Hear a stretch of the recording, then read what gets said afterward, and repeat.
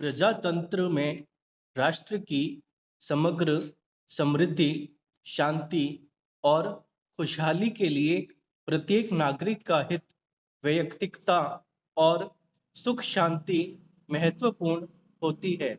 यह बात हमारे पूर्व राष्ट्रपति श्री एपीजे अब्दुल कलाम ने कही है।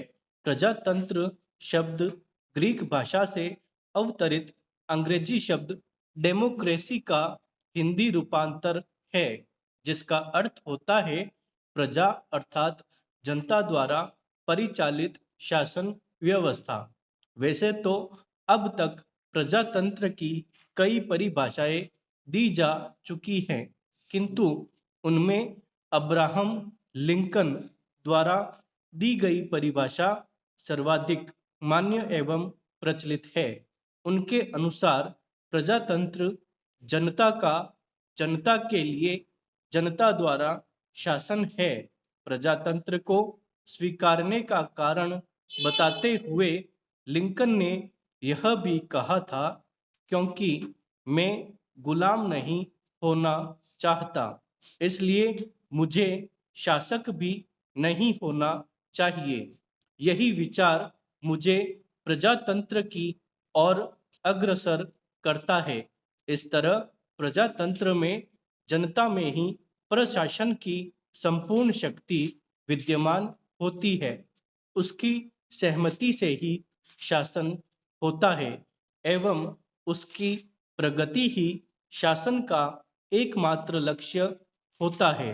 हालांकि सभ्यता की शुरुआत में शासन व्यवस्था के रूप में राजतंत्र की ही प्रमुखता थी। शक्तिशाली व्यक्ति अपने प्रभाव से राज्य पर अधिकार कर लेता था और अपनी इच्छानुसार शासन करता था। इस शासन व्यवस्था की सबसे बड़ी कमी यह थी कि प्रायः इसमें आम जनता को अपनी बात रखने का अधिकार नहीं होता था। कई बार तो उसे शासकों के दमन चक्र का भी शिकार होना पड़ता था। मानव सभ्यता में जैसे जैसे प्रगति हुई, लोग इस शासन व्यवस्था के विकल्प ढूंढने लगे। अंततः शासन व्यवस्था एक व्यक्ति के हाथ में न रहकर संपूर्ण जनता के हाथ में रहे, ऐसी व्यवस्था की गई। इस व्यवस्था को ही प्रजातंत्र का नाम दिया गया।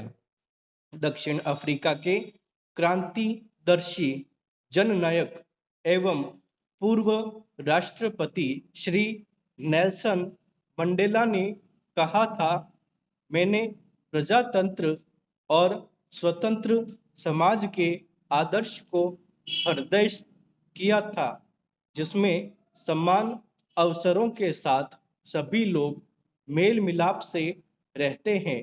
यह एक आदर्श है। मैं इसमें जीना और इसे पाना चाहता हूँ और आवश्यकता पड़ने पर मैं इस आदर्श के लिए जान भी दे सकता हूँ। यद्यपि प्रजातंत्र की आधुनिक स्थिति का विकास होने से हजारों साल लग गए, लेकिन आज प्रजातंत्र एक शक्तिशाली प्रशासनिक व्यवस्था के रूप में उभर चुका है और भारत विश्व के सबसे बड़े प्रजातांत्रिक देश के रूप में जाना जाता है। यदि हम भारतीय इतिहास पर नजर डालें तो तृतीय शताब्दी में भारत के 16 जनपदों में वैशाली जनपद भी एक था, जहां गणतांत्रिक शासन व्यवस्था विद्यमान थी।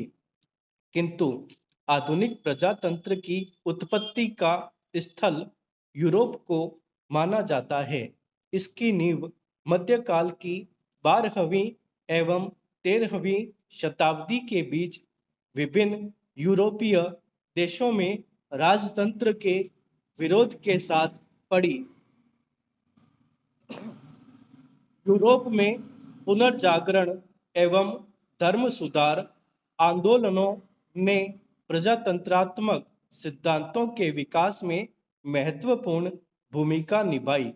इन आंदोलनों ने व्यक्ति की धार्मिक स्वतंत्रता पर बल दिया तथा राजा की शक्ति को सीमित करने के प्रयत्न किए। हमारे राष्ट्रपिता महात्मा गांधी का भी मानना था कि वह राज्य सर्वश्रेष्ठ है जो कम से कम राज शासन करे।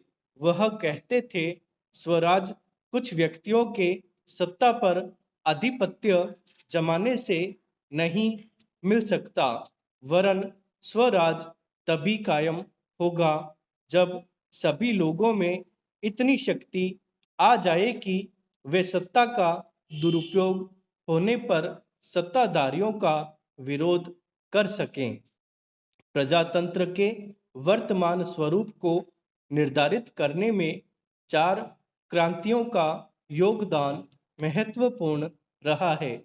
ये क्रांतियां हैं 1688 ईस्वी की इंग्लैंड की रक्तहीन क्रांति, गौरवपूर्ण क्रांति 1776 ईस्वी की अमेरिकी क्रांति, 1789 ईस्वी की फ्रांसीसी क्रांति एवं 19वीं सदी की औद्योगिक क्रांति।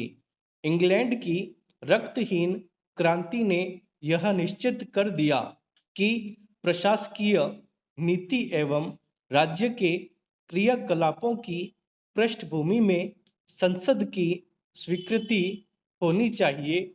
अमेरिकी क्रांति ने भी लोक प्रभुत्व के सिद्धांत का पोषण किया। फ्रांसीसी क्रांति ने स्वतंत्रता, समानता एवं भाईचारे के सिद्धांत को शक्ति दी एवं औद्योगिक क्रांति ने प्रजातंत्र के सिद्धांत को आर्थिक क्षेत्र में प्रयुक्त करने की प्रेरणा दी। इस प्रकार इन चारों क्रांतियों ने मिलकर प्रजातंत्र को दिशा प्रदान की।